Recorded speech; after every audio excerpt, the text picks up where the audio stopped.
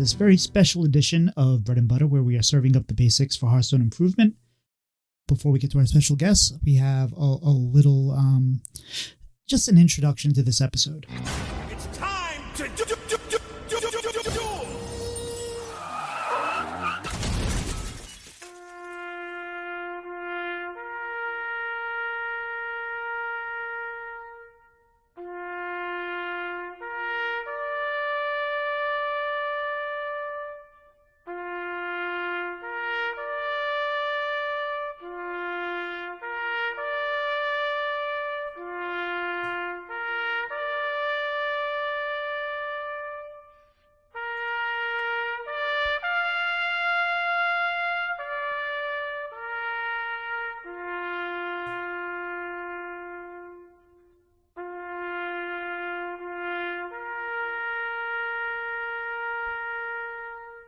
Welcome back, everybody. We're here to say goodbye to the mode of Duels. And seeing as how I don't play Duels very much, and Doc didn't play Duels very much, he's not able to be here as well. He is celebrating Easter this week, a week late, with his family. But I figured I'd grab some of the people that I know that really have enjoyed the mode. So we brought on Chalker, who we've actually had on. You were one of the first people we had on. I think you were on episode... Yeah, real early. Oh, welcome back. And we bring back one of our favorite guests, Dan0. Dan0, welcome back to the show. Hey, it's me, Dan. No. It is him. and we have a new guest, Enthralimund. Enthralimund, welcome to the show. Hey, what's going on? When Dan talks, I laugh. I don't know why. That's why we're friends. We all do. I think we all do. You're giggling in the middle of that little intro killed me, Joel. I was like, I could see you giggling quietly, and it was just not okay. I don't know what it is about podcasting. It just makes me giggle. There's nothing wrong with that. It's if you're not having fun, what are you even doing? Exactly. So, Enthralimund, what have you been doing inside of Hearthstone lately? Inside of Hearthstone. Okay, Battlegrounds, and a little bit of Arena. We picked up the DH deck in Standard last week or a couple weeks ago. Like, I hadn't played any of it. I came back to the cabin. I played 2 days and got my 11 times for the first time in a few months. Turns out the deck is busted. The meta's not super fun right now. I think with it, it's pretty busted. It was fun. But you know what? I've been playing a lot of BGs. I think BGs are the best they've ever been. And I think there's some overlap between why I really like where BGs are right now and Duels. So I think that's interesting. I think the way you stumble your way forward through BGs right now with the addition of the spells, there's like way more paths than it felt like there used to be in BGs.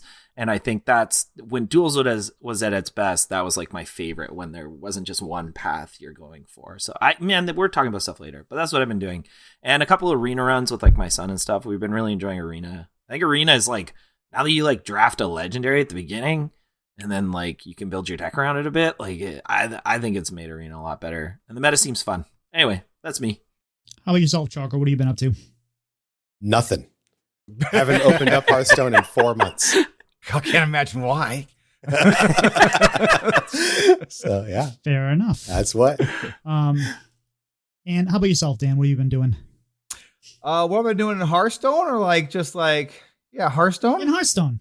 We'll get to the other stuff in a minute. Looking for the fun right now. I've been finding it little bits here and there. So talking with Nomad, some other people in the Squelch Discord, they've been great, keeping me like grounded. If I'm being honest, I'll get on there, I'll log in at night and be playing, and then it just turns into me whining a little bit of Discord. But like Ephesus and Nomad and Matt and just everyone in that Discord is keeping me grounded. Playing having some fun with play 3-4 games of one deck, move on to another, then play 3-4 games of that, move on to another one.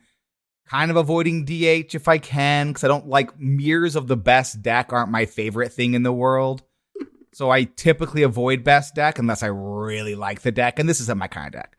So I played it a bit at the end of the season and beginning of the season, and it was fine. It's a great deck. It's super fun. It's got lots of fun little gimmicks and smart plays, and you just 3 mana 6/5s are just good. It doesn't need to be a fancy, just a 3 mana 6/5. So yeah, just kind of having a little fun, playing some silly decks, playing Playing some mid-range priest, playing some aggro priest, playing some mid-range dragon druid, playing. Are you DK. killing people with extra turns, Dan? I am killing people with extra turns. I am killing people with extra turns. Yes. It's funny if you have just like a medium-sized board, getting to do that twice is just good. Yeah. And like it's one of those decks. The dragon priest is one of those decks where like it makes you feel smart, even though it's just having an extra turn. It just makes everything easy. So like you're like, oh look, I found this other lethal, and really it's like I just get to play twice in a row, and you don't get to play it all. Like a couple games. I was playing. Can I make a Hearthstone confessional? Can I make a confessional, Dan? Yeah, no, sure. Please, go ahead. I played that deck on ladder. I was doing pretty good with it, and I didn't ever read the card that gives you the extra turn. It says only once per game. Did you get a bunch of copies of it? Copied it. I copied it twice, and both times I copied it and played it again, my opponent conceded. So I thought it was doing it.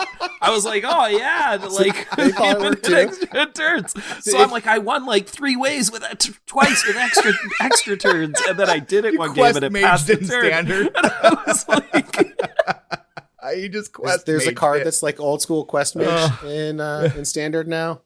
There is. Yeah. It's play 5 dragons. Well, it's a priest legendary. Play 5 dragons, and you get a second turn. Play a second, okay. like, but only once per game. Once per game, no matter what. No matter what. So even if it duplicates, it won't trigger again. Nope. Okay, nope. Got it. But like you're right. They've done that. Yeah. They've done that a couple times now. They've added that to the Hearthstone Homebrew, whatever his name is. Hearth. Hearth. They've added to Hearth too, where he replaces your hand with a hand from the past, but it only does it once, so you can't just like bounce him. They basically said, we're not going to let rogue do rogue things on these cards, which is, smart. Yeah. Or priest. I mean, both those cards would have been asked with priest, to be honest. Like with like the ways they can copy right now, I think quite better. Quite frankly, hearing these described, it makes sense why Duels was killed, because those would be abused to the end of time in Duels. Like having an extra turn, like is game over in turn 3 by game 4 or 5. And so it's just a matter of which card you drew at that point in time. It makes a lot of sense. They wanted to put that fun stuff in standard. Just that wonderful band on there. Yeah, exactly. But it sucks then. That what ended up happening a lot is that like half of the cards in all the new sets ended up being banned. And so it didn't feel valuable as a Duels player to stay involved and continue purchasing the cards if I wasn't going to be able to use them in the way that I play. So crafting cards sorry for to Duels. Bring it back to Duels, but yeah, you're good. Yeah. I crafted it. I crafted a bunch of cards for Duels. Now I crafted more for Duels than for standard. Yeah. Do you want to hear something really interesting for me? Was like, I don't especially love golden cards, but I really like using golden cards in Duels and Arena. Don't ask me why. It's like, oh, I got it out of a bucket and it's golden. I agree. I know in Arena anyway that works. But in Duels, I always kept all my golden cards since Duels came out. I always dusted them before Duels. After Duels came out, I kept them. And for this set, I didn't get a pre-order. I didn't buy one because I dusted all my golden cards because Duels is going away. There you go. Well, so I was like, I'll just dust them all my old wild, and I got like 12,000 dust, and I'm like, I'll tell you why. The reason is because it was the silly mode. It was the fun mode. So Atesh, the first main dev on the live mode, he always went out there and compared Duels to the monster truck rally of Hearthstone. It's the place where you could go and do like crazy, wacky stuff. And it's super, super fun to be driving that monster truck. The problem with Hearthstone is that the other side of that is you're getting run over by that monster truck real freaking hard, real freaking fast. And it is real fast if you don't know what's going on. And so, I mean, I don't know. Am I stepping on the agenda here, Tito? Yes. Okay. We've dived into the main topic, which we're going to get to. And I know you're excited. And I don't have anything else to say. No, it's good. It's all good.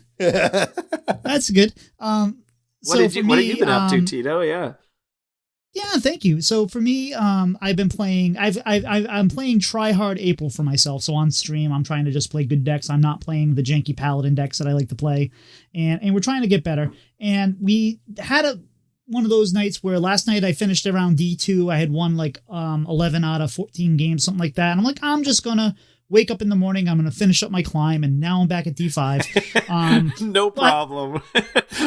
We'll get there tomorrow in 4 games. Yeah, never said that before. Yeah.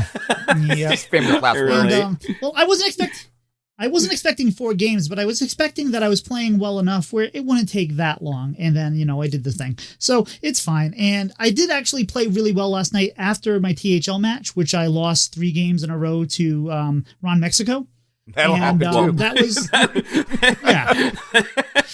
I mean, it sounds like you did pretty well too. Well, I made a couple small mistakes in the first games, and he drew all night. He drew amazingly, so it almost didn't matter. Game 3, I threw the game really hard, and it kind of was sad because I should have won that game and pushed it to game 4. But I've been playing, like I said, I've been playing good decks. I haven't really been playing Demon Hunter. I've actually been farming Demon Hunter with the Highlander Warrior, which has been a lot of fun. That's just bonkers fun. And I don't usually like Control Warrior, but it's just fun to like drop a Boom Boss and then ETC out a Gaslight Gatekeeper and just watch all this stuff go pop, pop, pop, pop. And that's just a lot of fun. So it's also fun to, what do you call it? The stupid guy, 2/6, pull out a minion from their hand. Dirty Rat, my best friend, Tito. Dirty Rat. Yes. Get him. I love doing that to the Sifs. I love doing that to Sifs when they're we play this long 20-minute game and they're like, oh, I got Sif in hand. I'm there. And I go, never mind. The best part about Dirty Rat is it says on the text, 1 out of every 5 times you play it, your opponent explodes. That's right on the card. This battle cry, 1 out of 5 times your opponent will blow up. Yeah. But and while I haven't been playing Paladin because it's not good right now, I am playing a little bit of Paladin that on like the Asia server with a deck I've been trying to make good, and I think it's getting there. It's a Paladin that's a buff Paladin, but it's a buff mech Paladin. So what you're doing is you're bringing out the X23 that's 1/3s. You're playing Boogie Down, which you still have Mermies in there, and you have Righteous Protectors. You have the buff cards. You have Terum, and you also have like the prosthetic hands there that are, I think they're 3/4s, magnetize, give a minion reborn. So what happens is you can get those 1/3s out there or cool ghouls out there, and you get these hands that are buffed. So you get sticky minions on the board, and you play these hands. You also have the Ziliax that buffs itself every turn. So you get the stealth Ziliax there going, and then you just attach something onto them that gives them a bunch more buff stats, and you hit them in the face. And if you get the X23, if it dies, anything magnetized goes back to your hand. So what you do is you have the X23, you magnetize the hand to it. When it dies, that thing gets reborn because of the skeleton, the hand, and the hand goes back to your hand. So you have almost like this recursive thing that this That's guy cool. can possibly stay alive forever.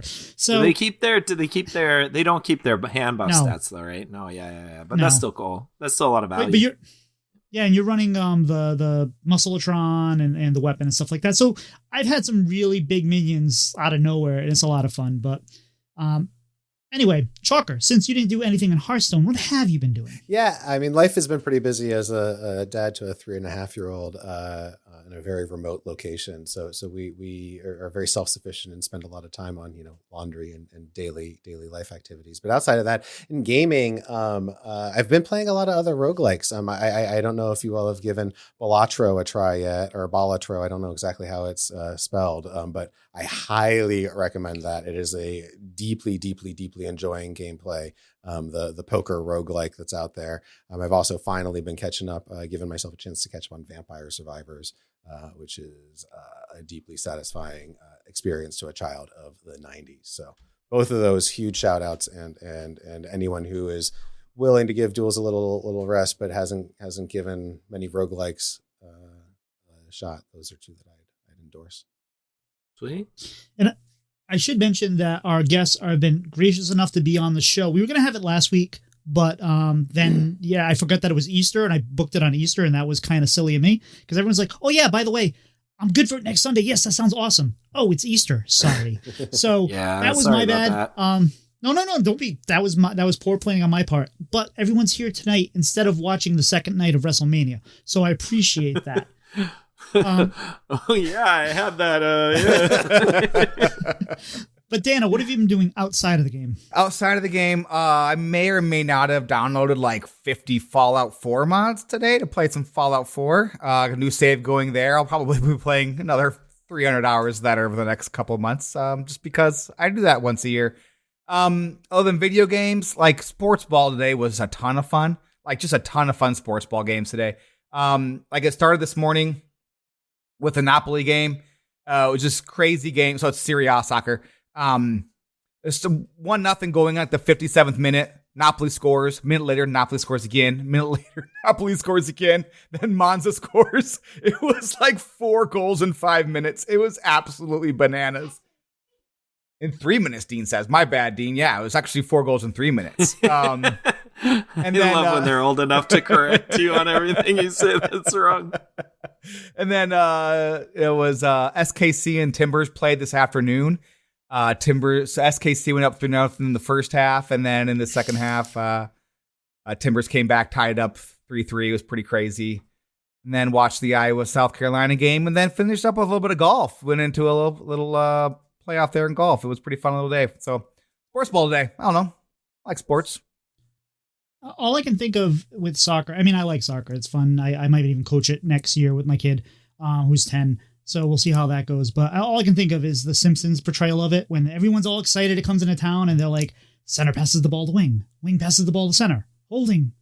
And everyone's like, I don't know. It's there. All right. But I'm wondering if they are going to get Caitlin Clark out to WrestleMania in time to make her, somehow get involved in that, because that's what they try to do, right? You get the most popular sports figures and get them involved. They had the Kelseys out there. So can you imagine? She lost the game today. They fly her out, and then she pulls some interference in the women's championship match. I don't know if she's got the personality for that, but maybe we'll see.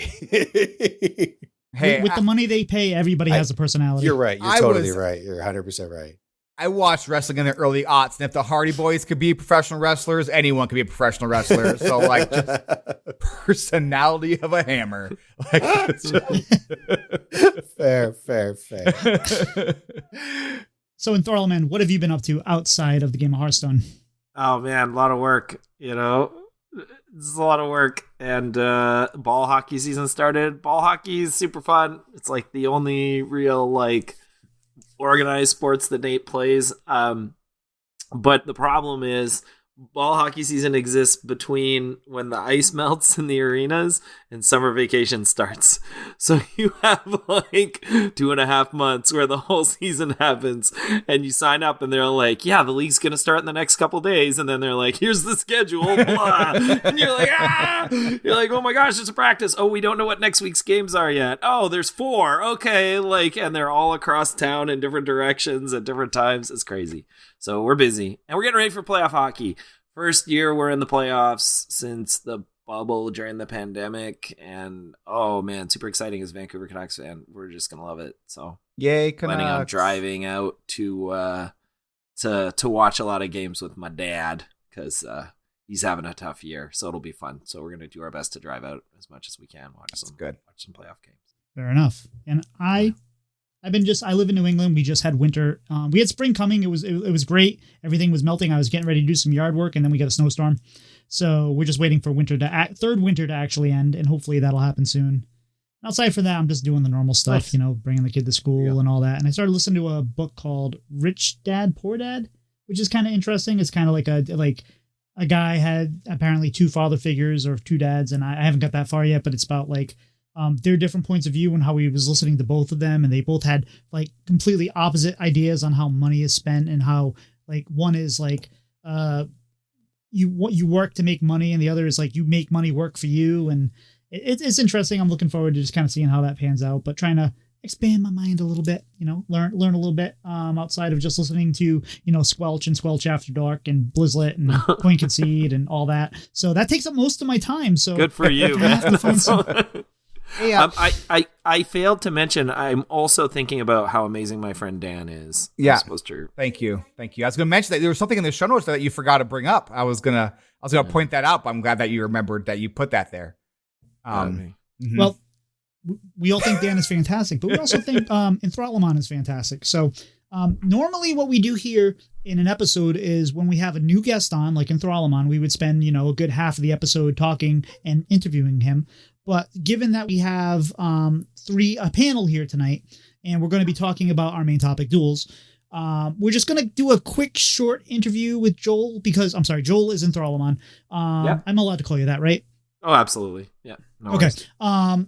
We're going to have him back on, so hopefully in the next few months, and actually do a real episode with him and get to know him. But for now, let's just do a quick, blitz interview with him. So, Enthralimund, what got you into card games in Hearthstone? How'd you get started?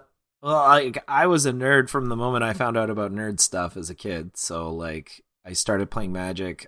I got into D&D when I was, like, grade 6. So, like, 11, 12? And like grade 7 Magic came out and I had no money, and in grade 8 I had a little bit of money. That's when I started playing Magic.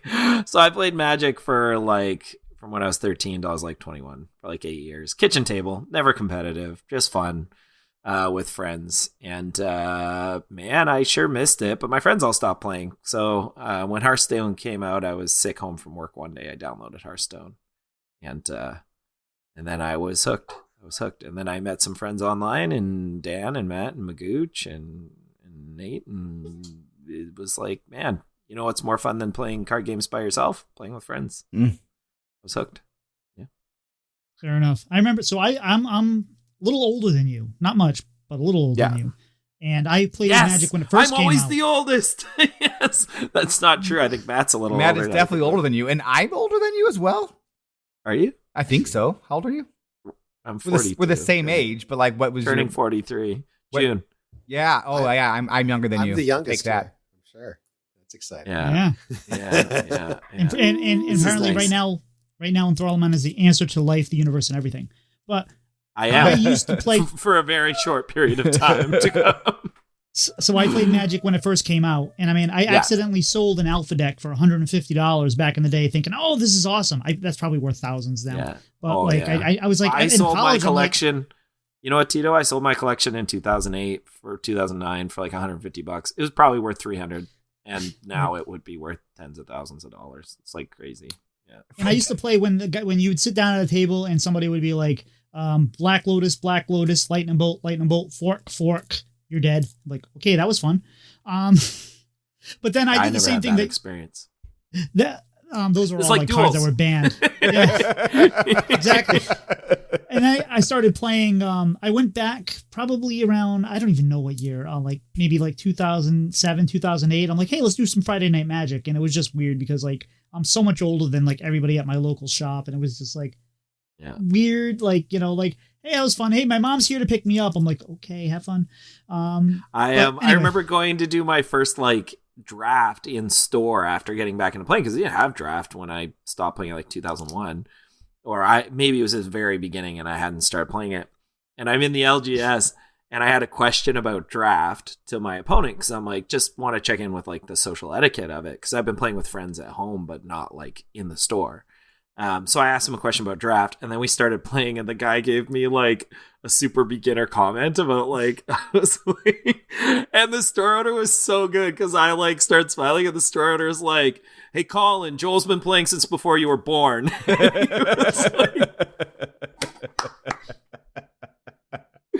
I was like, oh, that was cute. I remember I was at like I went to a couple tournaments too during that brief time that I came back and went to like live action, and I was like, whatever. And I remember I'm sitting across, I'm playing a kid, and he is just munching on Starburst and drinking Monster Cola, and I was like, you might want to slow that down a little bit. Just some little life advice. Like this is not going to be good for you long term. Don't you feel like I give this advice? I'm a teacher, man. I teach high school students. I give this advice every day. I feel like such an old man, though. Like, man, there was nothing better than when you're a kid of like sugar and gaming and Subway sandwiches or something, Yeah. But how did you find yourself doing a podcast about Hearthstone? Oh, Dan wrote me into it 100%. He was like, let's do a podcast. I'm like, no. He's like, let's do a podcast. I'm like, no. I'm like, I quit Hearthstone. Then he started a podcast. I was listening. I was like, oh, he's making Hearthstone sound really fun. Then I started playing Hearthstone, and then I went on his podcast, and then that was a mistake. And then I ended up staying for like 100 and something episodes, 130 something episodes in a row or something. Yeah. No, good friends. Good friends. Mm-hmm. That's the answer. Yeah. I mean, to be fair, Dan makes having brain surgery sound interesting and fun. So sometimes scary when it happened, especially for you because I made you run the Duels Hearthstone League. Oh, that was fine. That didn't bother me. It's just Dan and I were like back and forth all day at that time, chatting with each other, and it just was like radio silence for 3 days. I was definitely worried. Yeah, it was scary. That was fun. Oh, I'm sure. I'm glad you're okay, Dan. I'm Thanks, glad you're alive, Dan. Same. So Chalker's looking confused. Dan had brain surgery a while ago. And 7 years ago. Then he told the joke about it 6 months later. Oh, okay. Well, I'm glad you're doing well. I am. Yep. Okay. So final question for Joel, and this is a little inside baseball. What's it like being a rover on Mars? Oh, it was fantastic. They put me up there, selected because of my great Hearthstone mind. And just like, I drove around, chewed on rocks a little bit, tasted some things here. Unfortunately, on this trip, we did not find signs of proof of life, but Brian Kibler was also a rover on Mars. So we hung out a little bit before I came back and had a good time. That's an old and when joke. he came back, he got that hair. It's a very old joke. Well, that tells you how long I've been listening to Squelch. I appreciate you, man. That's amazing. Yeah. So the joke there, Chalker, is like whenever I would talk about how the amazing things I do on ladder, I'd be like, I am the Mars rover. when I realized I'm humble bragging, I would be like, oh, I'm the Mars rover. Got it. Okay. Yeah, I thought you were doing some sort of like LARPing thing. Like I know Kibler does go do that. And I was like, maybe there's some sort of like Mars rover camping experience and the Kibler's in it. What the I'm sorry for the that's weird. So yeah. Thank you for the explanation. Hanging out with Brian Kibler is the dream, so it's like that's kind of the part of it. Yeah, I'm sure. I mean, he's got beautiful hair. I just want his hair. He does. I mean, as you can see, I'd like anybody's hair. I'd almost take. Actually, everyone here is almost bald except for Enthralimund here. Joel's got I'm losing great it, hair. but I'm give me a break. Like, I got a big Shut mohawk your- right now. It's pretty sick, and the length on the back, it's pretty. But I And to be am. fair- I also had head surgery though, and my head surgery scar is my hairline is caught up to it. And to be fair, I don't know if Chalker's going bald or not. He just likes to keep it short. No, I just don't. I literally don't have any hair. You cannot beat my level of baldness. I have alopecia universalis. I do not have a single hair anywhere on my entire body. Oh wow! Yeah. Wow. Yeah. So I mean, people who have met me in person, that is the first thing you recognize about me. I literally have no hair. So. Wow. Maybe it's not rad. Maybe it's terrible. Why did I say that? I don't know why I'm making a judgment about it. I've accepted But it. it's super interesting. I don't know. It's my person. It's my being. It's part of my body, and that's what makes me me. That's what makes you all you. I guess. Joel, you're just talking like someone that's had to unclog a shower drain. That's all. Yeah. I have more than once. All right. My family has very thick hair. Well, let's not talk about that. I was going to say, do we need to go down this rabbit hole? I do not think I don't think we need to My do that. son, you can't comb it. It's so thick. It's insane. It's like, this did not come from my side of the family. What are we It doing? might be worth We're still exploring. talking about it. Well, I mean, most people don't know that Joel's last name is Sasquatch, but it's fine. So we'll get back to have an actual real interview with Joel, like we said. But before we go on to our main topic of Duels, Duos is coming out, and I added this to the show notes about 20 seconds ago. Duos is coming out in about a week. What are your thoughts on Duos? Let's start with Dan. Dan, what do you think about Duos? Duos is the battleground mode where you get to play with somebody else, you get to share minions, and you play together, and your two boards are like working together, and then your life total is combined and everything like that. So it's just kind of like a co-op Duels. So what do you think about that? I think 5 years ago, Joel and I would have played an absolute bananas amount of duos. Like, we would have been up till 1 a.m. every night, ruining our day lives. Yeah, really wouldn't have been okay how much we would have played, because it really was. We would have been eating Monster energy drinks and Starburst, and It's a Tito young would be man's telling game. us to take care of ourselves. But honestly, now I'm in bed. I'm in bed at about the same time that Joel is eating dinner. So it's like time zones are kind of like doing it. I like the idea. I am cheering for its success. I'm probably not going to play it. I'm super casual with BGs. Like, getting to 4K is a big deal for me. And I'm never going to ever queue into a random BG, like a duo BGs, because I don't want to put someone else through that or deal with like someone getting mad at my bad plays. And like, it's hard co-oping with life and everything. So probably not going to play a lot, but I am cheering for its success. I feel like there have been a lot of, they've been swinging for the fences with some of the modes lately, and they haven't been hitting really. So I'm hoping this one is a success. And I know that BG's is super popular, so I'm hopeful that it will be. So. Yeah, I had a chance to play it once at BlizzCon and had Nice. the opportunity of being matched up with someone that is in your position. And I played with, I think it was a Diablo dev who had literally never played Battlegrounds ever before. So you just spend the entire time just explaining to them where to drag things and what to do. And it wasn't fun, quite frankly, for me. And I can imagine I being love matched that up. you're just upfront about it. It sucked. It sucked. Playing with that guy was the worst. So you would have to have a partner, is what I'm trying to say. Like, Yeah. you really do Yeah, need to have the being able to speak to the person that's next to you and have a common language is 100% vital for this. And that makes it a young man's game, meaning none So- of the 4 of us. For sure. Except for me, my son doesn't like playing BGs with me because I'm too high. My MMR, it's not even that high. But like, this is the perfect opportunity that's to gonna learn be together. so There you much go. fun. You guys are gonna He's have a ton turning of fun with 13 that. in a couple weeks. Like, he's That's the right it. age for That's this. it. And Yeah. we are going to jam. So even if it's not that great, we're going to jam so much of it. Yeah, I can you see are. it coming. It's gonna be We're that I'm gonna, jealous of you. I'm jealous. Have a Yeah. good time with that. That'll be fun. I don't know what I did to get a son who likes Dungeons and Dragons, Magic the Gathering, Hearthstone, hockey, likes everything I like. Nice. I don't know. I don't know what I did, but it's the best. I have like this little guy up here who will do anything I want. I'm just like, let's do this. He's like, yeah, let's do it. It's like, Nice. That's cool. Well, because you are like me, like Dan, like other people. You're a man-child that's pretending to be a father. So it's just like 100%. you're, I am you're not a an friend. adult. You're Yeah. a friend that plays all these cool things. It's like, I want to do that too. It's not like you're like, I'm doing taxes right now. You're like, I'm playing video I games. gotta do my we are a new taxes. generation playing video games. You got a few days left there, Dan. But you know what I mean? It's like we are so different. We grew up playing video games. Our parents didn't. So like our parents, like we were a separate divide. We've grown up on this stuff. So our kids, like I play Minecraft with my kids. Yeah. You know, and it's me not too. like a chore. It's not like oh, this is my way to try to bond. It is a way to bond, but it's also like I'm having fun. and when I was growing up and we finally were allowed video games in our house because it was the 90s, my parents would try playing with me, and it was just like Chalker playing with the Diablo devs. Like, it was 100% like, my dad's like, why isn't this very specific rule in the NHL game not happening on like NHL 94? And I'm like, Dad, I don't. He's like, Yeah.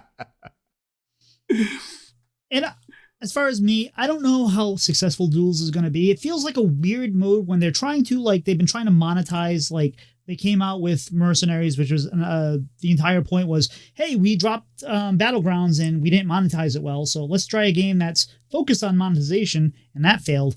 And now Duels feels like something that is a fun mode that's going to be great for streamer interaction. It's going to be like, hey, it's community day, let's do these things, and we can break up the didn't think teams and about do that.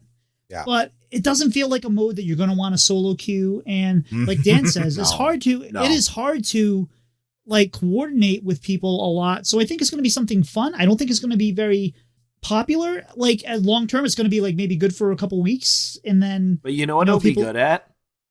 What? It'll be good at bringing new players to the game, which is probably you can play why with they're somebody really else, yeah. excited about it. Yeah. They'll be enthusiasts for sure. There'll be But- instances in which it's fun and used. Playing as Cho'Gall, we got Cho'Gall. I could see that being incredibly fun to do. If Okay, Sure. so does Cho'Gall, like, do you both get the triple reward, or do you also get the Yes. golden? Yeah. Okay. No, Cool. you both get the triple reward, not the golden. Yeah. Yeah. Okay. Cool. My son was telling me about it today, and I was asking. He's like, I don't know. Yeah, that'll be cool. First time you do it. It's cool. It's a totally different way of doing Hearthstone. But solo queuing is going to be a lot like, you ever do the 2-person duels and have some random person on the other side? That's just like a nightmare. The not the duel. Oh, the tavern brawl. Tavern brawl. The Yeah, tavern brawl. tavern Tavern Yeah, brawls. yeah. Oh my gosh, I did so bad. It's Oh. a Like, what are you test of doing? We're on the patience. same team. Yeah, exactly. Why are you so bad at this game? That is exactly. And then your 5th game, you realize you're the bad one. Yeah. You've been peeking over my shoulder? Is that what's been going on? And you're like, oh, I didn't read the instructions for the tavern brawl. It's don't me ever. who's the problem. Trust Magooch to read it for me, and I just ask him what's going on this week. What deck am I playing, Magooch? Great, thank you. Magooch loves tavern. He loves Tavern The tavern- Brawl. The tavern brawl this week was a lot of fun, honestly. Like, I think it's a new one, or maybe it's not a new one, but it's like you had 10 cards and you had to play it on the left or the right of the minion, and you either had rush or you had taunt. Yep. Oh, so, yeah. So They've done that. I played a lot of like buff Demon Hunter, or it's great to, buff DK and whatever. It was just a lot of fun to, like, drop things out there, run them in, death rattle, buff your stuff, drum stuff, and so it was a lot of fun. It's definitely good for completing quests. But one thing I meant to mention before we move on to our main topic, when we were doing the interview with Enthralimund here, is the real kind of funny thing with Enthralimund is that he's very, very good at the game, and he also takes a lot of breaks. So he comes back and he's like, hey, it's been 6 months. I picked up this deck that I kind of threw 6 together, months? and now I'm 11 stars again. No, he was 11 gone for stars, way yeah. longer than 6 months. Way longer than 6 months. And then was like, oh, hey, it was like he came in when he first came back to the game after we had started Squelch. And Thrallman's like, okay, what's good right now? I think we gave him like some tier 2 deck that he could craft or something like that. You remember what this deck was, Joel? That you came Was back this to? like after my big break when I first came on break when we Squelch? first came back to It was Squelch. it was before the buffs to Quest Shaman or whatever. It was Quest Shaman in the Heroes of Yeah, and what was it called? Heroes of Eldoom. It was the Quest Shaman, the battle Saviors Quest of Eldoom. played Saviors of Eldoom. Play- Thanks, was Joker. playing like literally what was it, 7-8 days, and it was like top what was it? Were you top 100 legend, top 500 legend? Yeah, no, I was 1500. 1500. My bad. You were know gone what for the years and come cutest back and just part top was? 1500 legend. Yeah, it was cool. At first, I didn't tell anyone I was climbing Legend Ladder because I was up at the cabin playing on my phone at night, and Hat was just pouring over all the data, the back end data of like who was where, and he's like, "Oh, hey, I see you're playing again." Like I got a DM from Hat. I was like, "Oh, that made me feel." Well, I appreciate you saying so, but honestly, my superpower in gaming is I'm okay. But I have a raging gaming addiction, and I play way too many games, and that's why I do well. You got to focus. You think about it in the exact opposite way from me. I have hit legend one time in my entire Hearthstone career. I just don't like the grind. I can't do the same deck over and over and over again for hours. And I don't know if this is a good transition into the things. I can see this is the answer to, as I'm saying it, this is the answer to the first question that you got coming up here. So I didn't mean to cut you off, but I was thinking you and I are like the same, but we're opposite kind of here. It's fun. I like it. And I'm the opposite because I can play problem. 1,000 games. I can play 1,000 games with the same deck, and I can't do that. Me too. Be perfectly happy. Yeah. I could do 3. We were at the cabin for a week, and I stayed with a couple days with my brother's family, and they all love puzzles. And I can't sit down at the puzzle because if I start, I will be frustrated until it's done, and then I can get up. Like I'm that person. I like my family's like, Joel's really good at Sudoku, and I'm like, no, I just don't give up. Yeah. I'm like, no, I gotta finish it. Like, and I'm miserable. I'm like, that's me on ladder. And then they're like, you're amazing, and I'm like, it's not a positive relationship.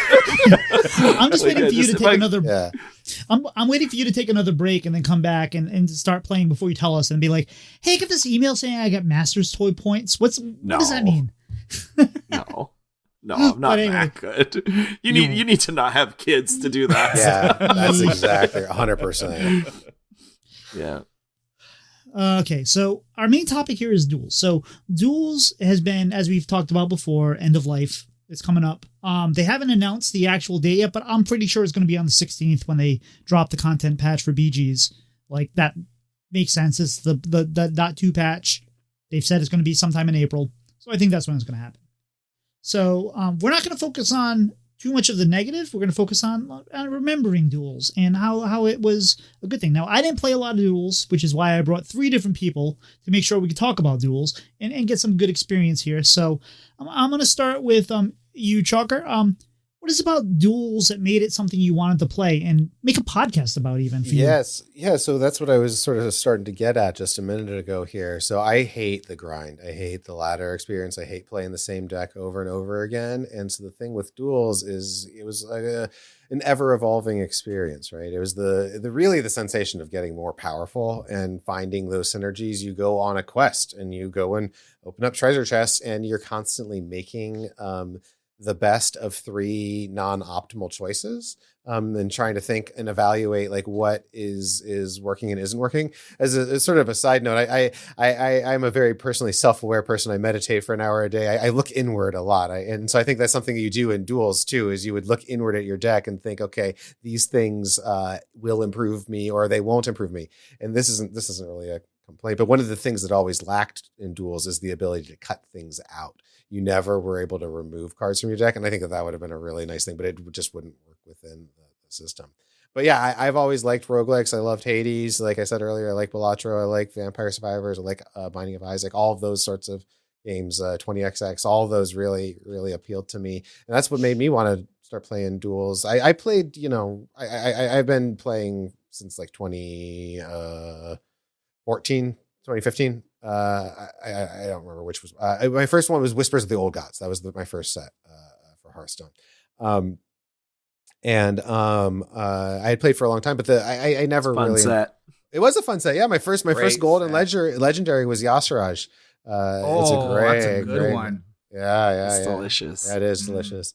But I always liked that wacky stuff. I always liked the tavern brawls. I always liked when Wild. And I liked YouTubers like, oh gosh, what was the one person's name that always did the crazy combos early on?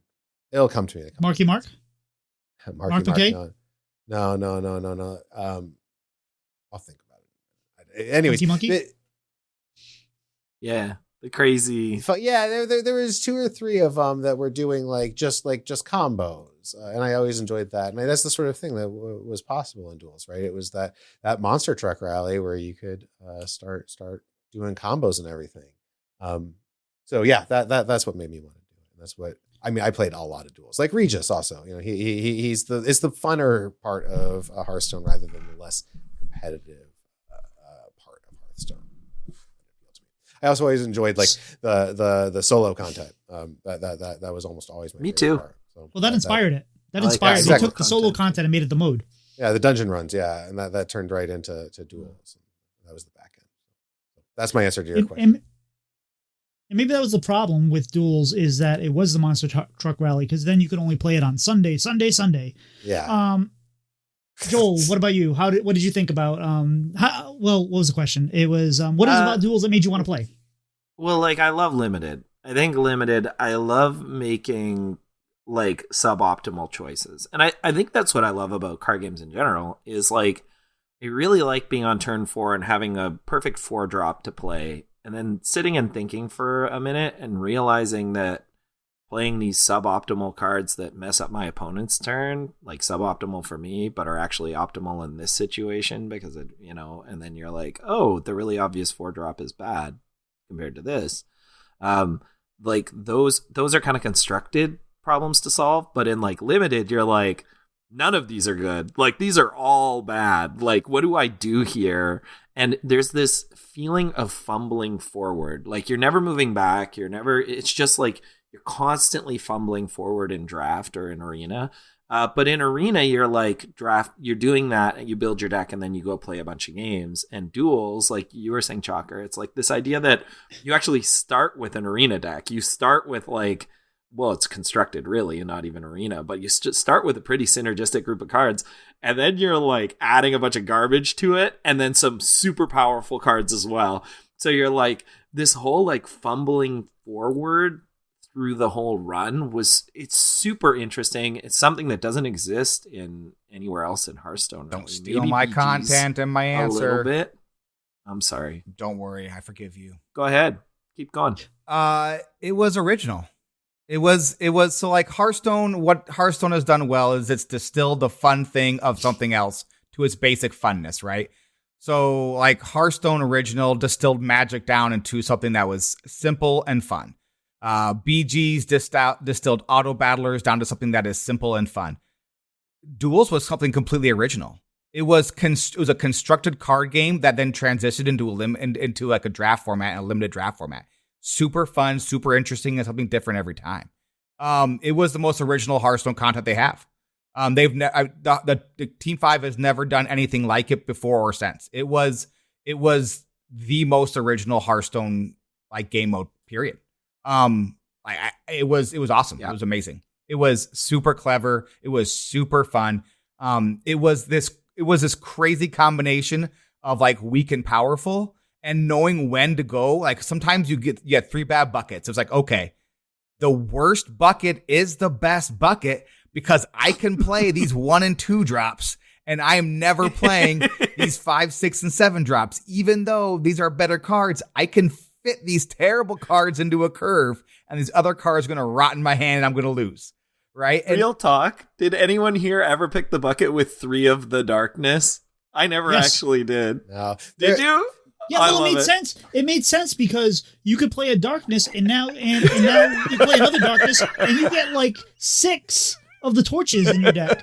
So you're just doubling your chances. I always took the crap deck. I like 3 Ragnaroses. Yes, please. Let's do it. I love it. Good. But it was fun. The bucket was called Why Not, and it had a couple of different options in it. It had but the other ones you could be like, okay, I'm short on big drops, but the darkness. No, yeah. There was others that were like 3 snow flipper penguins or whatever, and it's like, okay, well, no one's going to do that. And we actually asked Atesh, the first live dev. We had him on our podcast relatively early on, and we asked him specifically about that, and that was an inclusion from the old game director who just let's make it fun, let's throw a couple of these in, I want to add a couple of these buckets, and he hand wrote it down. It was the guy before Dean. What was his name? God, it's been such a long time. I don't remember. Anyways, I can't remember. That was just a pure fun, no strategy involved inclusion. I don't know. I would love to dive through the Duels data and see if anyone ever actually won a game based off of those darknesses. I did. I had not the darkness. Did you? No, into the darkness. Yeah. But I did have a pretty decent run. Dr. Booms. I had a decent run with the Hunter Legendary. That the next minion you play is an 8. Next 2 minions you play are 8H or something like that. That one actually salvaged a run for me. I ended up with a pretty decent 9-10 win run just because I was able to take garbage and just like play stats. And I was like, okay, here are some stats. It wasn't a great run, but it didn't end with 12 or anything. But I was able to like salvage, something from below average to slightly above average, which was always fun in Duels. Was making that 10 wins. If you got, I was always like, all right, we did it. Because anything past that, like if you get to 12, it was like cool. But you need to take some breaks. You need to get, the right spot in the meta. I always figured 10 was a victory, and everything past that was gravy. So yeah. Before we, go ahead, Chucker. I was gonna say that's the thing is it was rock paper scissors just like Hearthstone, but even more so. I don't know if we were gonna start talking about balance and stuff like that. Scissors. Teleporter, laser gun, monster truck. Sometimes it was just run into Druid, and then they just did Druid, and you're like, oh well, Druid. Yeah, there were just some matchups that were straight up unwinnable, right? Like just based upon some treasures, like they were unplayable games occasionally, which is never an actual fun experience to be on the opposite side. Some of those, but in limited that happens too, right? Like that's part of limited. Like someone's gonna open something crazy, and you're kind of hooped. Yeah, right? yeah. Like that's one of the funs of limited. Totally. Yeah. Which is like, this is something I have written down. You know what? We'll save it. It's like when they say, "Oh, hey, I drew Jace the Mindweaver. You're all screwed." Couple quick admin things before we move on to the next question. I believe you're talking about Ben Lee. Ben Lee, yes, I am. And Joel, you said you like to make suboptimal choices, which explains why you do Hearthstone podcasts. Yikes. Yes. Burns all around. The answer is yes, I have put hundreds of hours into Hearthstone podcasts. Yeah. Yes. All of us are guilty of suboptimal choices. Yes. So Did they cover that in Rich Dad Poor Dad? No. Not yet, but I just started. So the biggest issue with Duels, always seemed to be the barrier to entry, right? And that was kind of like, not only was there a barrier to entry, they made the barrier that much more difficult right off the bat by having things locked behind certain number of games or whatever like that. So you couldn't even start doing all the options. So, but since they started, they've made several adjustments. Eventually they realized, hey, this is not a good idea. And they opened up all the treasures and they opened up all the starting hero powers and stuff like that. That took like a year. It did. And what a this is just how games do it, so we're gonna do it this way. Like what a weird. It was probably an experiment. It probably was like hey, let's try to have something for the 0.1% people in Hearthstone to be completionists and that really want to dive their time into a different place. I understand where the thought of it came from, but it blocked a huge percentage of the user base from the get-go, and so we just couldn't get people interested. It was an unfortunate choice, but that's. And I think you're wrong, though. I think, in my opinion, I think you're wrong. It wasn't a decision to do things like other games. It was somebody in marketing saying, "Hey, we should make it so people have to buy stuff in order to play more," and people will do that because this is a cool mode. Yeah, possibly, yeah. And it wasn't always buying stuff though. It was time though, which was also the hard part. So that was the part that, because I didn't start playing. I was a Duels convert. I was not an original Duels fan. It took Joel time and effort to get me interested in Duels. I was totally the guy with the sign and robes on the hill, this is fun. Yeah, this is fun. Yeah, and so I was not initially on board, and the barrier to entry was high. It was time. It was earning all those things, and it made it even more difficult because if you didn't have all the things, then you couldn't do the meta decks, which means you had to be able to create your own. And Duels was not friendly to homebrews.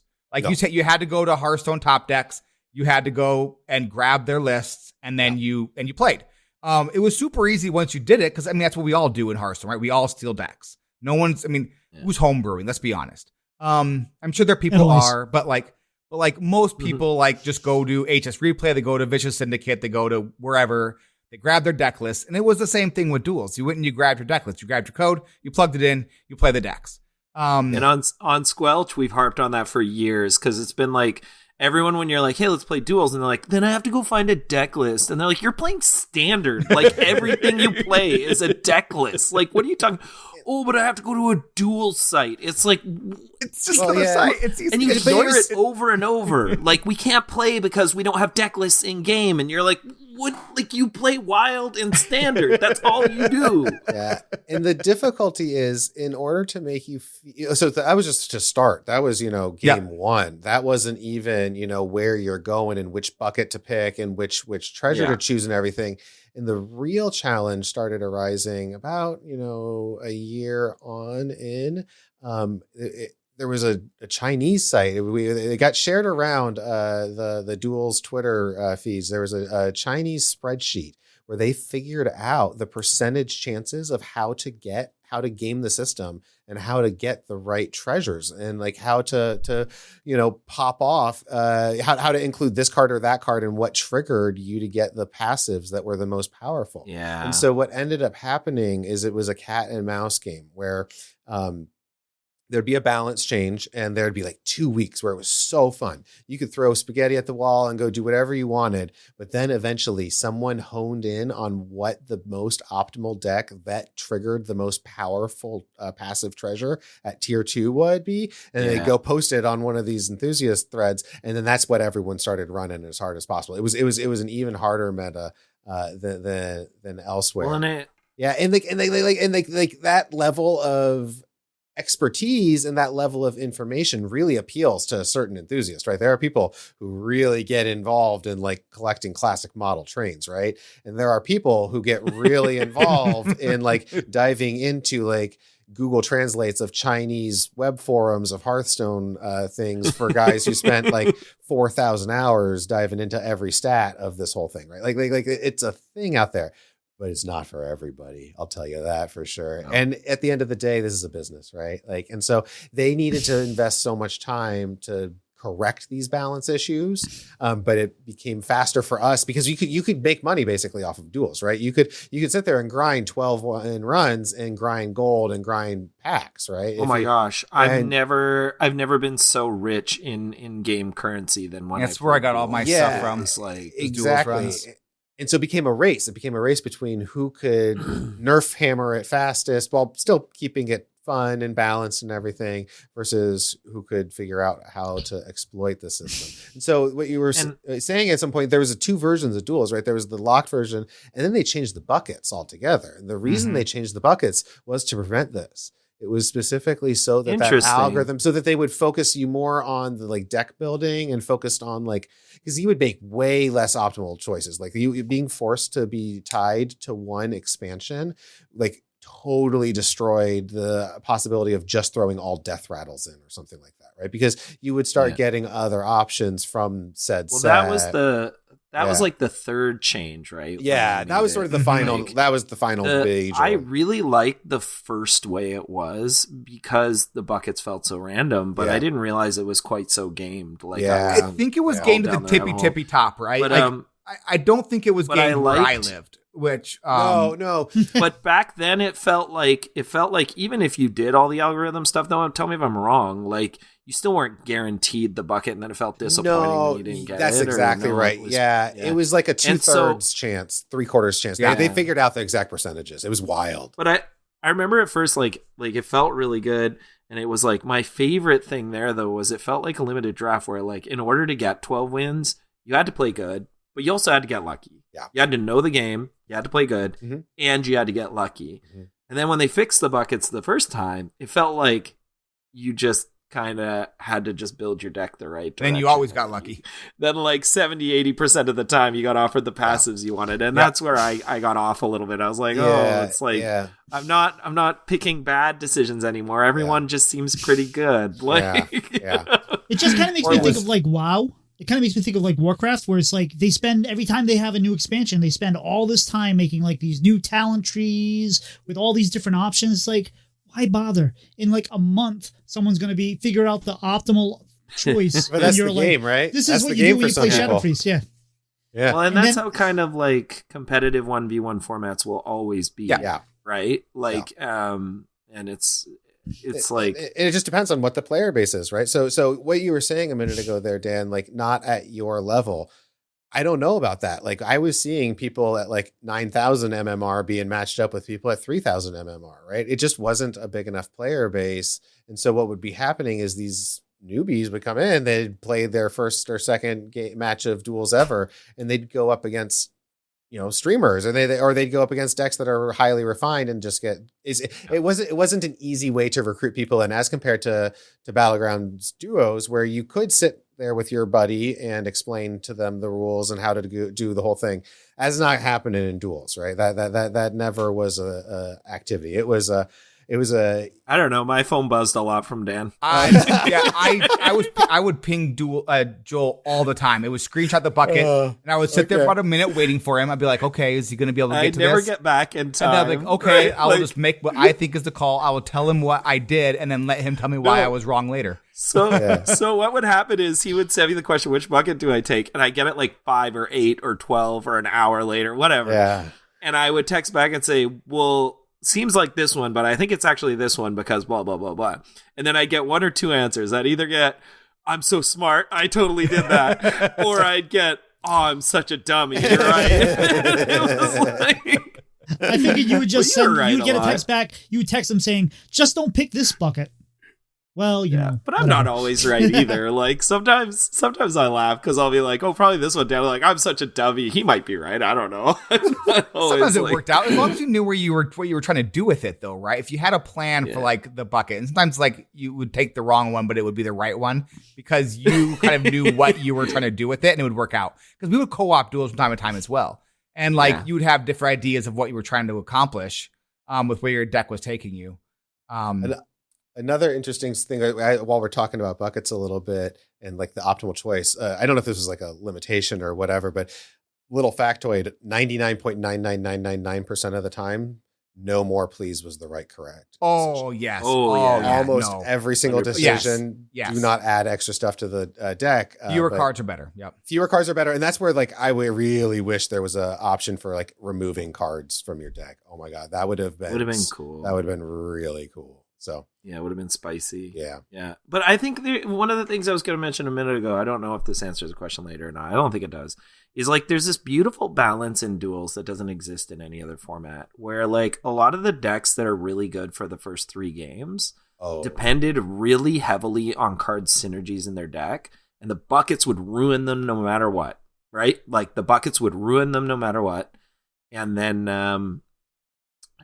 the decks that would like get you 12 wins, like you might struggle to get through those first 3 games, but they weren't especially hurt by your buckets as much. And there's this beautiful balance there of like you didn't just have tier 1 and tier 2 decks. You had some decks that were better in the early game and some that were great in the late game if you could just get through those 4 or 5 games to start. 100%. And like I love that play. And yeah, if you had those combo decks, like if you're playing Ping Mage and you had like a bucket with the card that improves your hero power and Wardresh, and you're like, and your whole deck looks like garbage because like you're like, that's the kind of deck where you're like, I'm not taking no more. We need like stuff to Ping push. synergies, right? Yeah. That stuff was super fun. It was fun. Yeah, absolutely. Finding those cute little synergies. Man, there was something I was in the middle of that.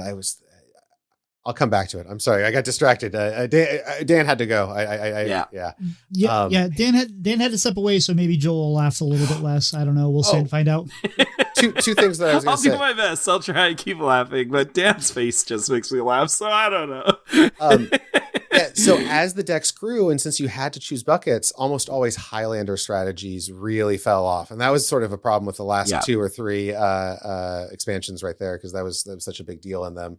And then the second thing is, you're absolutely right. Aggro is a totally valid strategy when you got like 15, 20 health, but it's not going to work when you're all at 40 plus health and you can reheal from, 0 or from 1 to 40 every single turn, which is totally possible. 12, right? And so totally 12 wins with aggro strategies was always like the hardest. Yeah, but at the same time, like combos or like crazy control things very rarely worked. Mills almost never worked because the decks always got too big up to your 40, 50 decks. So it really had to be some sort of combo. You just couldn't find your pieces because you had 40 cards in your deck. Exactly. So it ended up being like a real mid-range control sort of interesting thing where people would end up, to get to that 12 win rank, really have to rely on one of like 3 decks maybe. That was it. But it was so fun in the middle. I think it depends on the meta though, because I got 12 wins with a fair number of decks that weren't tier 1, and sure. And but mind you, I also like the grind. So there you go. I like playing bad decks and figuring them out, right? Fair. That's like but it definitely took a lot of runs, not like, but I remember that I banged my head against the wall when Paladin was so bad. And I finally got 12 wins with Paladin. And then like a month later, they were like, hey, we're going to have achievements to unlock. And I was like, are you kidding me? Like I finally got my 12 win because Paladin was the worst class for forever. It was. And I got my 12 wins and I was like, I did it. And then they're like, we're going to hand out achievements. You don't get any of the ones that you already did. And I was like, no. Paladin was always hard to balance because it was always a Divine Shield thing. It was either Divine Shields were too good or Divine Shields were too weak. And they would cycle back and forth with those every single balance patch on that. Yeah. But that was after a bit. Like at the beginning, it was really bad. It was just like, I remember Warlock was busted off the start. The discard, disco lock. That was always my favorite thing. I don't know. We're hopping ahead here. We're kind of losing it a little. I want to make sure that we hit everything on your agenda. But I absolutely love disco lock. So speaking of like when you were saying like when you figured things out, when do we think felt Duels figured things out? Like when do we think like Duels finally came into the place where, yes, this is perfect, or this is as close to perfect as I think it would be? There it I think is. I disagree. I think it was awesome, and It was I think it always was awesome awesome. for this. I think it figured. I think here's the thing. I think one thing we've been kind of talking about a little bit the whole time is it's the most it's not just the most original mode, it's the most complicated mode they ever made. By far. By far. By far. Like not even close. Yeah. So it was never going to be balanced. It will never be balanced. Nope. There will always be nerfs and changes. Yep. And you're essentially just trading one thing for another when you more so like hyperbolic version of standard or wild. Like just like you're going to print a card and the whole thing is going to fall apart. Like that. I totally get that.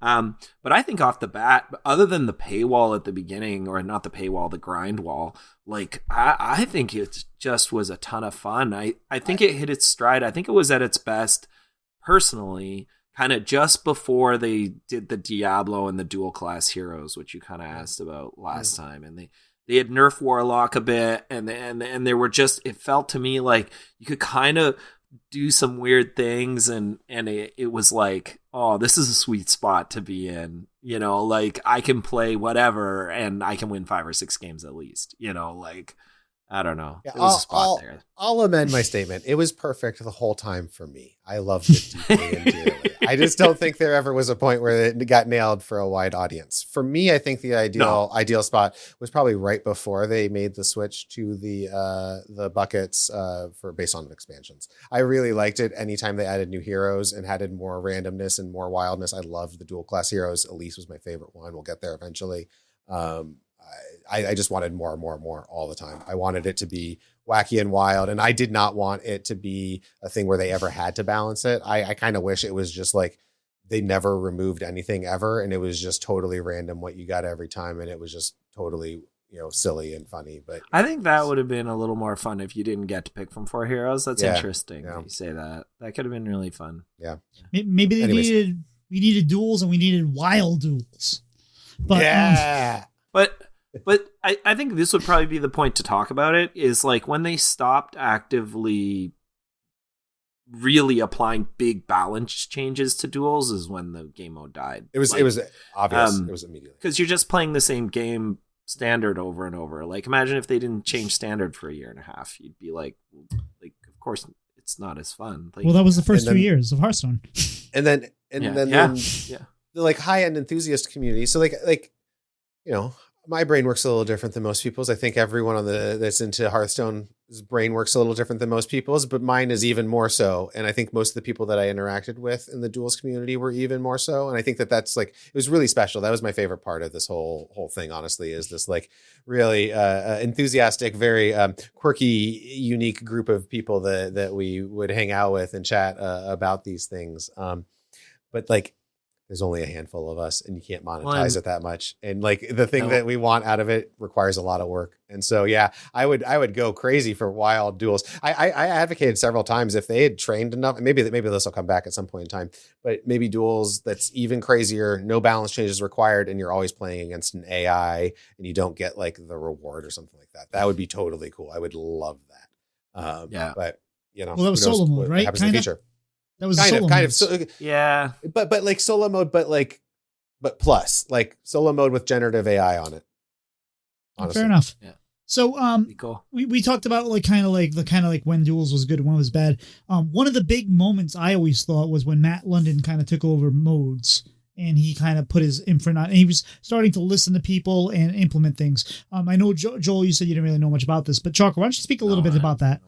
Yeah, I mean, well, I don't know. I think Atesh right before the structure of Team 5 has really been. I mean, I don't work there. I don't know. They're a multinational corporation. I mean, now they're owned by Microsoft. It like a lot of decisions are made based off of ridiculous things. So I wasn't in the rooms where these people were making these decisions, but I do know that it was a small team, and it was really cool because they, before Twitter went to hell, would be on there and they would interact with us and they would answer our questions. And like, they knew who the people that were really into it were, and they would take our feedback, and we could like message them and say, hey, you know, this is like an actual problematic deck. Like we got to hit pause on it. There were a couple of times where that happened, where like they clearly missed one interaction and like it was going to break the whole mode, and they they would do that. Would issue a hotfix, and like that was a really cool, nice open communication thing. So I can't really speak to. I definitely had like Atesh respond to more than one of my Twitter posts. Yeah. Duels, and it was like, this is awesome. Yeah. But you also can't expect that of every dev. No, you have can't. to have tough skin to put yourself out there. I know. And I'm getting credit where credit's due and Matt did the same thing when he followed up, but Matt was not specifically just Duels. He was over all of Mo's. And there's another person who I don't actually want to name on the podcast because I'm pretty sure they don't want to be in a public light that was working underneath Matt. That was in charge of Duels and a few other things. Cool. So the point is though that it was a small team and they were really nice and they were really cool to reach out with. And I know I'm not breaking any news here. I know both of them were laid off in the recent Microsoft layoffs. They had both moved on to the adventure game that was canceled. And I have no expectation that either one of them will ever. Yeah, Tesh was. That sucks. Yeah, I have no expectation that they would either ever hear this, but if they do, I feel sorry, and I do appreciate every time I interacted with them. Well, wasn't there like a joke that like some guy Jeff was like doing everything like in Duels? It was Brad. It was Brad. I knew it was a white guy name. Got there. But so that's fun. So, and actually, we're trying to get Matt to come on the show at some point. So hopefully that'll happen. Okay. Well, tell him if you hear, pass on the kind words, I guess. Absolutely. Hopefully he, I'm sure he listens because the thousands and thousands of people that listen to Bread and Butter, I'm sure he's one of them. So, hey, what was that laugh about? So what do we think about the Diablo event? Like that was kind of very controversial. A lot of people seem to hate that event. When they first introduced Diablo, how was it? I thought it was cool. I mean, it was ridiculous because there was like one OP build that everyone was running, and it was like you had to do that to get high wins, and if you didn't, you lost.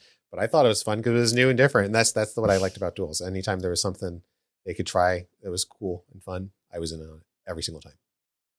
I initially hated it. Like I hated it so much. But you know what?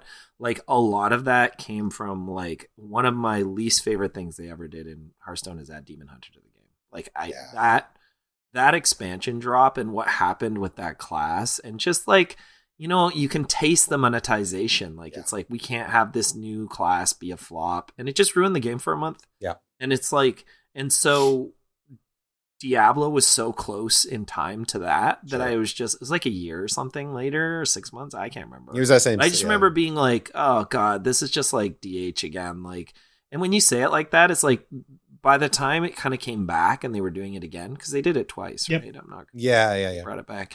I really enjoyed the arch enemy version of it, where it's like, it's all of us against Diablo, kind of like, you know, we gotta finish Diablo, everybody. Yeah. Or in BGs, it was like that, and in Duels, it kind of felt the same though, where it was like, oh, I'm up against the big bad. But the first implementation of it was like, I just remember just being kind of like, ugh. Well, like, can we just do our thing over here without like this super OP thing like coming in? Well, but in the first implementation, they also still had things that you had to unlock, right? Like you had to play so many games in order to get the second and third hero power. I never got to the last one. It was literally because like and I play a lot, right? Exactly, and that was the problem. Is I think that there was just a weird math going on that they were testing out the audience. Whatever. Anyways, yeah, I liked it. I had fun with it. All right, so you had fun with Diablo. You didn't initially, whatever. What was your favorite hero to play, and what pulled you into that hero? Joel, why don't you start? Oh, okay. Well, I have two. Okay. And I played a lot. And I actually find there's something funny, a chalker about you. Okay. Well, I like taking mini game actions. I love turning 1,000 knobs to make things happen. Like that's what I loved about that quest shaman deck ages ago. I like doing like where it's like to do the powerful thing, I have to do 17 things and they all have to be in the right order. Like that's my favorite kind of Hearthstone. Yeah. Like, so for me, Discover is just always one of my favorite mechanics. And Mizaki, like I take Mizaki all the time, but I couldn't just say Mizaki, like, because I also have to say Liliana, because I am a sucker for OG Quest Rogue builds. Wow. So like play 4 1-drops and make 5/5s. That was true. Oh, and in Duels, it was really bad.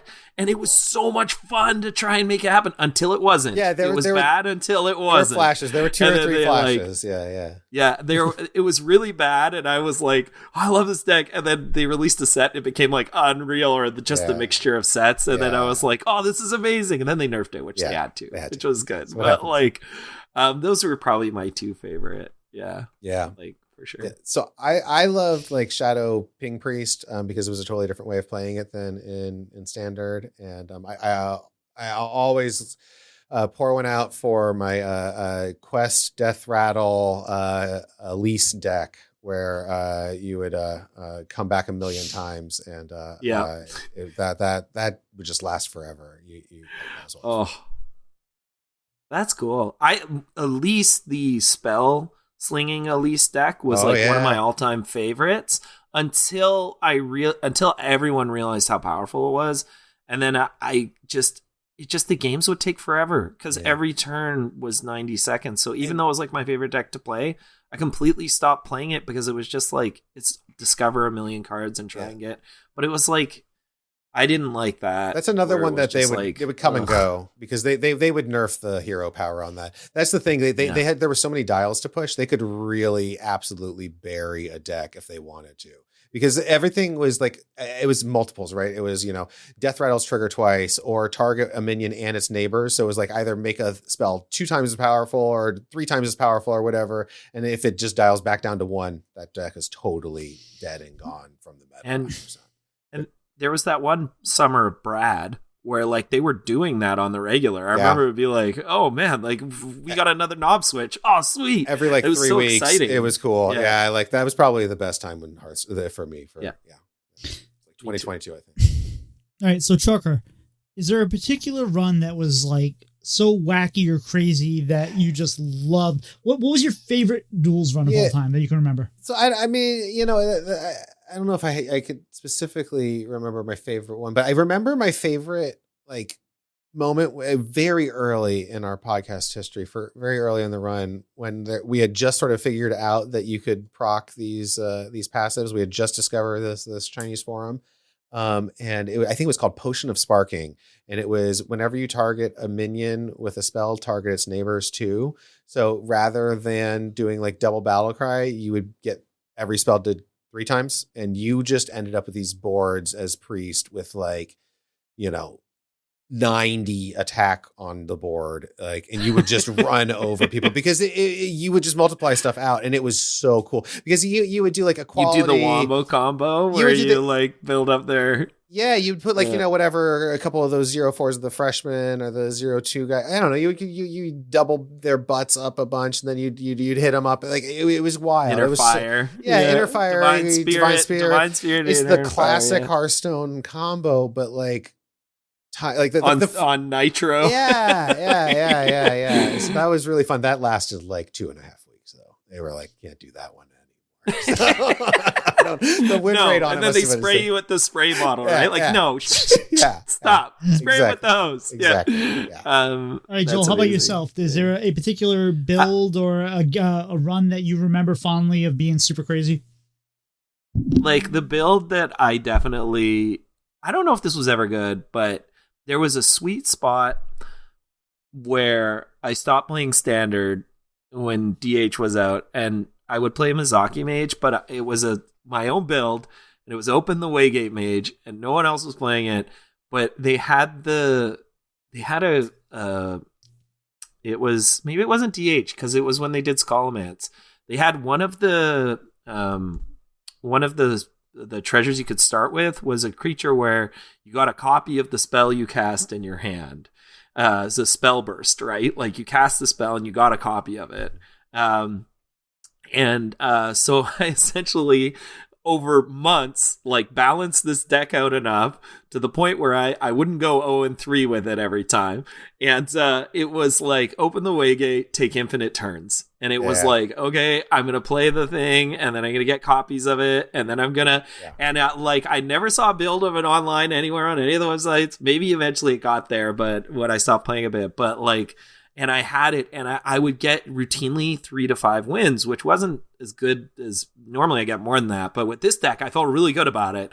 And then twice I got above 10 wins, but I never hit 12 with it. And I both times I was above 10 wins, I was crushed, just crushed. Because it was I'm trying to go off meta. I can do this, right? And it's no, my deck's getting too big. What you needed to do was translate it. You needed to translate it into Japanese or Chinese, put it on one of those forum sites, let someone else tweak it. They'll figure it out. Optimize it. But I was pretty certain, I think this is the best build. I've done, it's probably the only time where I iterated on a deck over at least 40 or 50 runs. I must have done it over months. Every time a Mizaki was offered, I'm we're going to get 12 wins with this build. Yeah. And Nice. I had folders on my computer with the up-to-date build I had. And I'm okay, what's new right now? What do I need to move? And I never did it though, but I was so close. I think the biggest tragedy here is that that Chakra never had Enthralimund on Oops All Duels. You're right. Yeah, that's absolutely. We would have gladly had you on. They bring it back. Well, you'll be our first guest. I'm sure I listened to at least 1 or 2 episodes. As soon as I heard the name, I was yeah. But well, Dan was on an episode, right? Yeah, so Wasn't much Dan on an podcast episode? Time. No. Oh no, it was Just a Guy. Just a Guy was on an episode. Just a Guy was, Hat That's was cool. on, Atash was on. We had a handful of guests. Yeah. That's cool that you had Atesh on. I'm sad that you don't have them on. I would totally go listen to them on Atesh. I've never heard him speak. Oh, you can find him. I always had so much respect for him on the team. He was one of my favorite public-facing members of the team. Yeah, absolutely. Yeah. All right, so a couple more questions here because we got to wrap up. I know, Joel, you can't be here that much longer. Do we feel like Blizzard is doing the right thing? I know we love the mode, but do we feel like Blizzard is doing the right thing by end-of-lifing it? Chalker. You're walking into a steakhouse with a bunch of steak enthusiasts and being so should we shut down the steakhouse? I mean, they're doing the right thing for their bottom line. Yeah.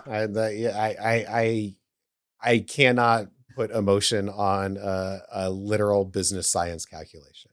Right? I'm disappointed. I like it, but they're doing the right thing for them, I'm sure. That's fair. Yeah. I honestly, for them, I think it makes sense. I definitely think the way they launched the mode made it tough. I think it's one of those, I don't know, it kind of reminds me of Dungeons and Dragons.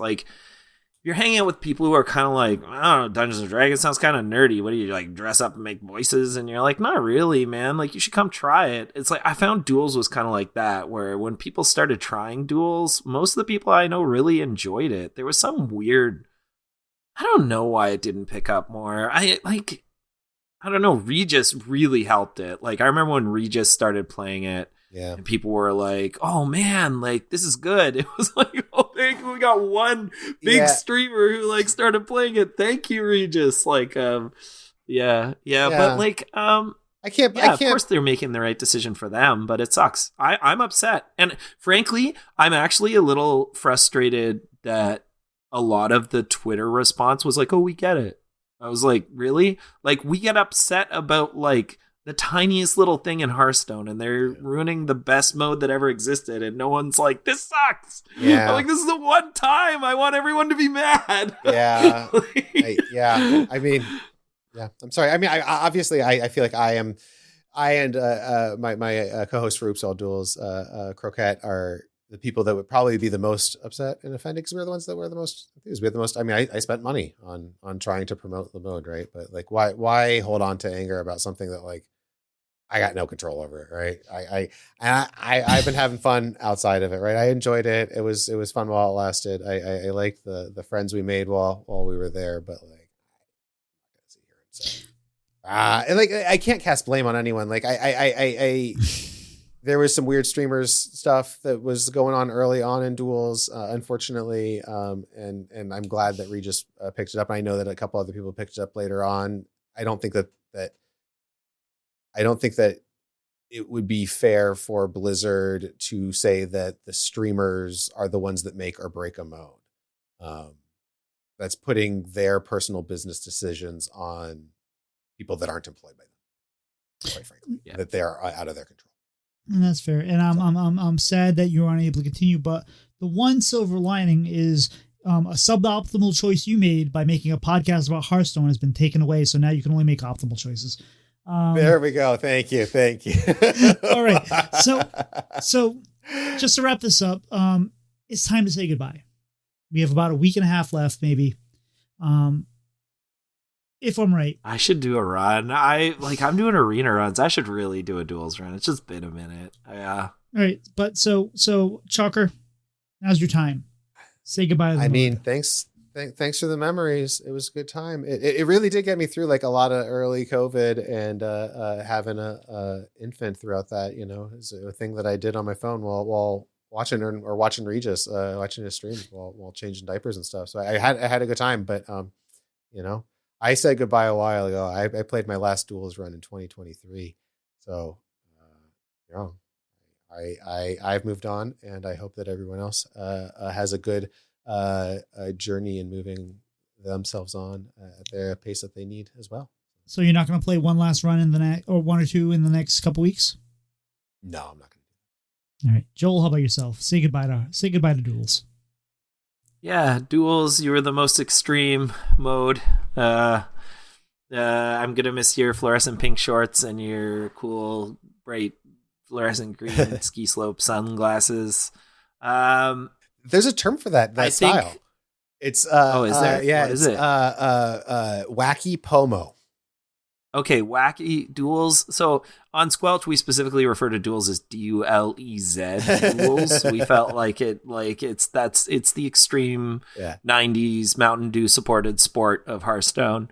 No, I think for me, the hardest part of saying goodbye to Duels is like saying goodbye to that weird, funky experiment they did that was so out there. I feel like, I don't know, like we were saying, like I think a lot of more decisions are going to make a lot more business sense. And all I ever want in Hearthstone more than anything is a sandbox mode, somewhere we do whatever we want. Yeah. And Duels felt the closest to a sandbox. Absolutely. Mode. So 100%. I'm a little sad that I feel like even if on a design perspective, the platform, the game, the UI is getting cleaner and more streamlined, I'm gonna miss all the knobs.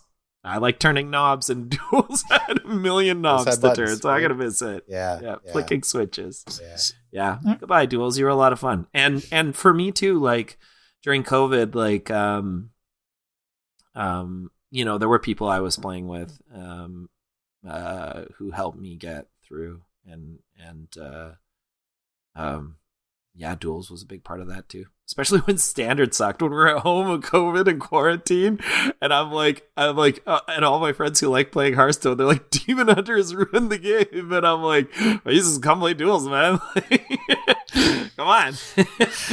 Yeah. Anyway, so the way I'm hearing it is, Duels was that person you dated sophomore year of college, just trying to get yourself out of your comfort zone. It was a lot of fun, but it's not where you ended up. Yeah. Sure. No, I don't know. Are you kidding me? I would have married Duels. What are you talking about? I would have married Duels if there was a little more support or something. All right. Well, yeah. That was a lot. There's always room for dessert, though. So, this is a new segment we've added since you've been on Chalker and Enthralimund. You've never been here for this. So, why don't we start with you, Chalker? What is a dessert? What is your favorite dessert? I had an incredible boba yesterday. I've lost a lot of my sweet tooth as I've gotten older. I ate like candy and stuff, but I had this beautiful, beautiful boba with a cheese foam on top of it yesterday. Oh man, go for it if you have a chance.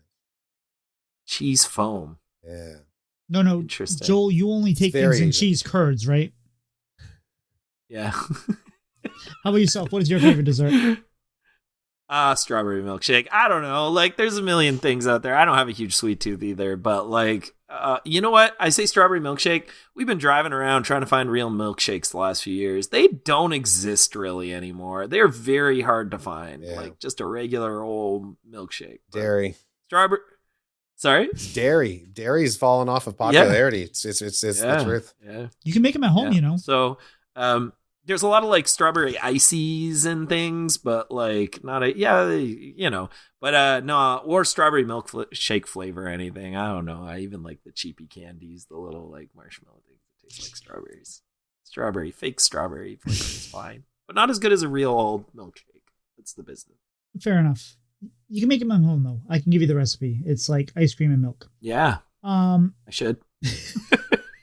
Viewers, appreciate you being here. If you're a Duels fanatic and you're quitting Hearthstone, I'm sorry to hear it. It's still a fun game. Hope you enjoy it. Hope you leave us a review. We love you. Just the fact that you're listening to my voice right now after an hour and 29 minutes and you're still here week after week, we love you here. Hopefully you love us just a little bit. Leave us that 5-star review. Help other people find the podcast. It's great. Joel, where can people find you on social media? Oh man, I'm not on social media much anymore, but I go on Twitter once every couple of weeks on my PC. I'm at Enthralimund1. I don't post very much. Yes, Dan's not here to make fun of me. I forgot I made a Twitter account like 3 years earlier and thought someone else had taken my name. Yeah, it's embarrassing. I'm at Enthralimund1. But also like Squelch Discord, or I just joined Bread and Butter Discord, so I'm here too. Yeah, that's me. You can request it, like you try to log in as Enthralimund, request a password, and see what email it goes to. Yeah. No, I know I can get my old account. I've done everything on my second account. So I was like dreading saying this with Dan here. I'm glad he's. He thinks it's the funniest thing ever that I stole my own username. and Chucker, I know you're off the X. Where can people find you? You can't. I mean, you can find me on YouTube, but I haven't uploaded in a while. It's been pretty busy in a personal life, honestly. So maybe I'll be back at some point. I was making some trophies for some Hearthstone and Snap people in the past year. Maybe I'll get back to that eventually. But we'll see. That's cool. Yeah. But that's a ways down the pike. I'm taking a healthy break from CCGs, honestly. Maybe you can reach out to Blizzard and ask them if they want you to supply the trophies, because I know they're trying to cut their budget. That's not what I want. I don't want to be the budget cutting guy. I want to be the budget upping guy. All right. And you can find me at Tito Santana HS on Twitter and Twitch. Joel, you getting shout outs this week? Yeah, I'm going to shout out to Lucky and Nomad Farmer and Schwal and anyone else who stayed up for those late night co-op Duels runs, because like that's who I got to shout out here. Too much fun. And those people really specifically helped me get through those quarantine months. So I appreciate y'all. Thank you very much. Chalker? Yeah, I recognize those names. I see Nomad Farmer. I remember back in the day on the Twitter thread. It was really anyone that was in that Twitter group. Anyone that is part of the super Duels enthusiasts. Crocat, my podcast host, co-host, and Lulu, and a handful of others that were really into it and into it for the fun, wacky stuff, not just for sharpening knives and trying to farm 12 wins. So I really appreciate it. Sharpening knives and attaching them to monster trucks. Yeah, that was a thing. That was absolutely a thing. There were a handful of people that that's all they wanted to do. And that was And I'm going to shout out Dan. I'm sorry he had to leave. I hope his son is feeling better. Never fun when your kid gets sick. And I think we all know that firsthand when it's just like, oh, gotta go. I want to shout out Ron Mexico, who was not only did he beat me 0-3, he came into my stream afterwards and we broke down the games. We looked at the replays and we talked about where he was, where I was, the mistakes I made, the optimal draws he had. And it was just, it's good to, when you lose a game, if you can't have a little humble pie and review and understand where you made the mistakes, you're never going to get better. So, this is the second time I've had a series against Ron, and we've gone back and reviewed the games, and he's just a class human being. And hope you guys all follow him on Twitch and watch him because he's just very educational. Anyway, guys, I think that's it. I think we're toast. We'll see you. Awesome. Thank you. Thanks for having me. Yeah. And this is where I was going to play Boys to Men. It's so hard to say goodbye, but apparently I can't even play 10 seconds of that without violating copyright law. So I didn't want to risk that for my millions and millions of listeners. So here we go.